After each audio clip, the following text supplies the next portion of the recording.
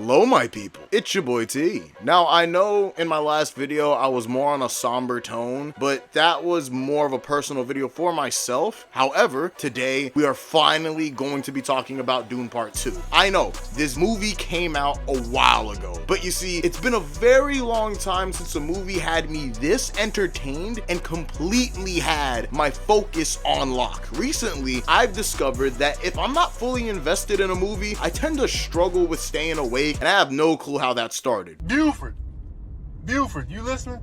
Now get this. That's when the subcommittee... But it's actually weird that movies like Dune Part 1 and 2 hold my attention the way they do. Now let me explain. I still remember my theater experience with the first Dune film. Now I've never read a lick of the Dune series, so I better not see one damn comment on how apparently I'm glazing over the books or nothing like that. I just came to see this movie because of one reason and one reason only.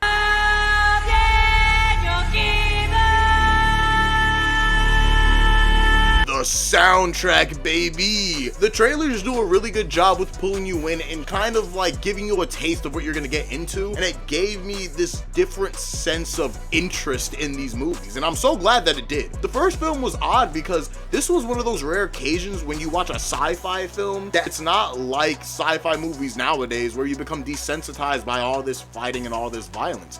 And you see, it gives you something different in return.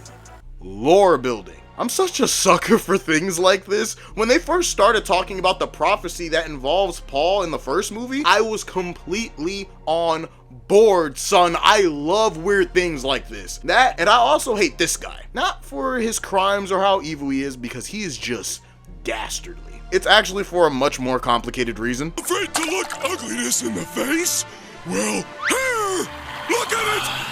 It's ugly, isn't it? I just love it when everyone in a cast brings every single character to life, even the ones that I don't particularly like. Really, this movie introduced me to a story that I thought was on the verge of something much bigger. Like, it sets things up in the future that are gonna be on such a bigger scale, man, and it does a perfect job with that. To put this in a clearer perspective, Dune Part 1 was the gasoline and Part 2 was the match, and together they make a big freaking fire. Now, for those of you that think Dune 1 is boring due to the lack of action, you gotta say, y'all got to eat in Part 2. Dune 1 was the appetizer.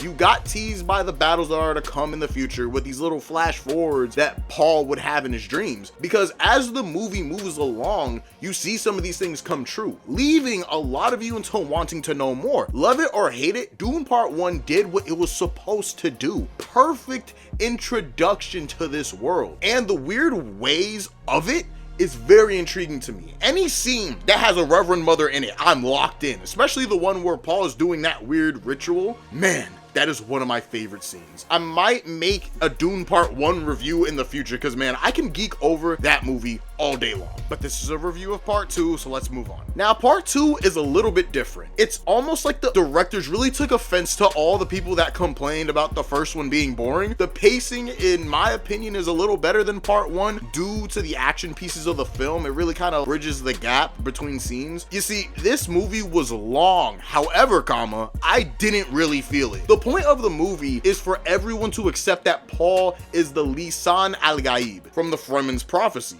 This includes Paul. Paul doesn't fully believe that he is the figure everyone thinks he is for most of this movie. And the Northern tribe also feels the same way. But when this man believes that he is Lisan al-Gaib, he gives you only what I could describe as heavy Anakin Skywalker energy. He is the chosen one and he knows it. Then you have Fade Raltha, who is pretty much the opposite of Paul and is amazing in every scene he appears in, almost to the point of me almost believing that he might become the new main antagonist of future films to come. And I was wrong. I was wrong. And this also reminds me, since we're talking about how Paul is very similar to Anakin from Star Wars, I'm about to say something that's probably gonna piss off a lot of you Star Wars fans. I believe that Dune Parts 1 and 2 has a way better executed story than the entirety of the prequel and sequel trilogies of Star Wars. Traitor! Now I know the Star Wars fan community will want to hunt me down, but come on, it's not even a contest. First of all, the sequel trilogy is hot garbage. Don't even try to argue this. However, the prequel trilogy trilogy, for me, might contain one of my favorite Star Wars movies of all time, which is Episode 3. But Episodes 1 and 2 are just a hot mess. Now, the whole point of the prequels is to try and explain how Anakin becomes Darth Vader and helps in almost destroying the entirety of the Jedi Order. But the way it was explained was a bit rushed. In Episode 1, Anakin is just an innocent kid and it isn't even the main character, so there's not much there. But in Episode 2, he is just a weirdo who acts like a borderline psychopath and is obsessed with Padme. You see, this doesn't exactly show him becoming Darth Vader. Then in Episode 3, it shows him being a completely different person. He's a likable hero, he has charm, but then in a matter of a few scenes is just down with trusting and helping Palpatine, who was the mastermind behind the fall of the Order. And again, I am only talking about the movies alone, not any spin-off shows or tie-in comics, because let's be real, these shows and comics carry the prequel trilogy. Now with Dune, we get hinted and shown from the start the person that Paul will become. We see him continuously struggle with this idea of him becoming too powerful for his own good. And as we move closer and closer to him really accepting his role, we continuously get reminded that this will happen, that Paul is Lisan al-Gaib. It isn't something that happens so abruptly like how Anakin falls to the dark side. They are both really good stories, but Dune just executes it in a way more organized fashion. And with the argument of Dune and Star Wars copying each other is just stupid. Yes, they are very similar, but I'd like to believe that George Lucas was inspired by the Dune books to make his Star Wars story, and that the Dune films are inspired by the display of how Star Wars movies are shown. And there's nothing wrong with that. But anywho, the movie's pretty awesome. If I had to choose between part 1 and part 2, I believe I would probably still go with part 1, even though to me they are both damn near perfect. And I will probably wait for part 2 to come out on Max so that I can just binge both of the movies to get the experience that everyone keeps talking about. I am excited to see what the future holds for Dune. In conclusion, Dune Part 2 gets a 9 out of 10. Really damn good.